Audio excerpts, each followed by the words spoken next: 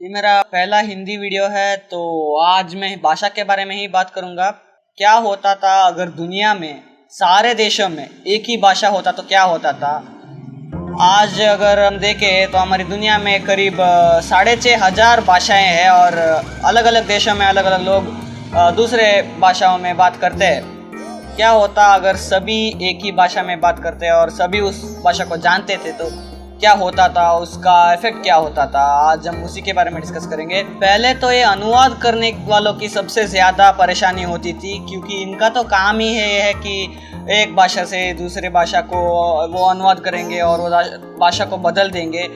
तो मतलब अगर सभी जगह एक ही भाषा है तो मतलब इनका ज़रूरत क्या होगा, इनका तो काम ही नहीं होगा। तो सबसे ज़्यादा परेशानी तो इनका ही होगा।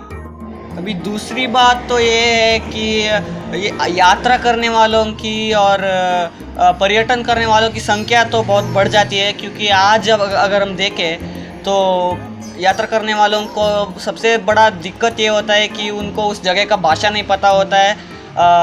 वैसे उनको आजकल दिक्कत हो रही है।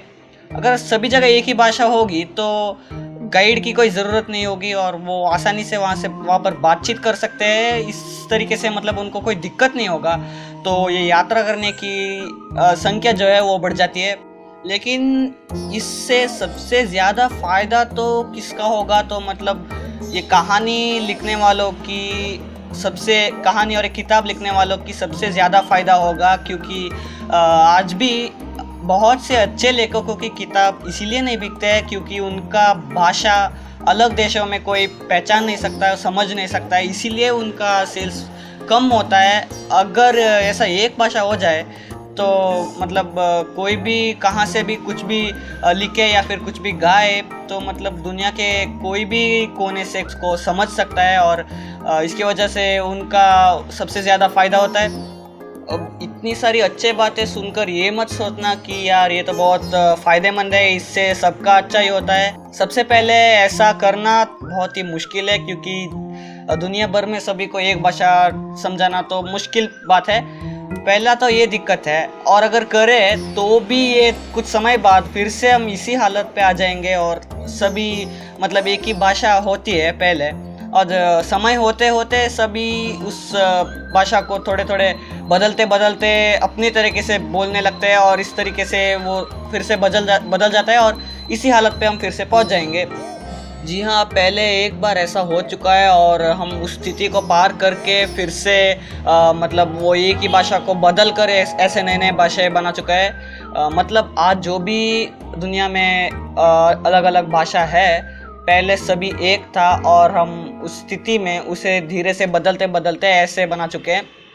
और ऐसा होगा तो भी मतलब अलग अलग देशों में उसे अलग अलग तरीके से बोलने लग जाएंगे, अलग अलग बोलने की आवाज़ होती है। ऐसे होते होते इतना बदल जाएगा कि मतलब एक देश का कोई आदमी उसका तरीका पहचान लेगा, लेकिन दूसरे देश का वो बोलने का तरीका पहचानेगा ही नहीं। मतलब वो इतना बदल जाएगा कि वो बाद में उसे अलग ही भाषा समझा जाएगा और इस तरीके से मतलब फिर से दो अलग भाषाएं बन जाएंगे और धीरे धीरे 2 से 3, 3 से 4 ऐसे ही बढ़ते फिर से हम इसी हालत पे पहुंच जाएंगे। ऐसे करते करते सिर्फ आवाज़ ही नहीं, अलग अलग शब्द और अलग अलग गालियाँ भी उसमें मिलाए जाएंगे और धीरे धीरे वो अलग ही भाषा में मतलब बदल जाएगा।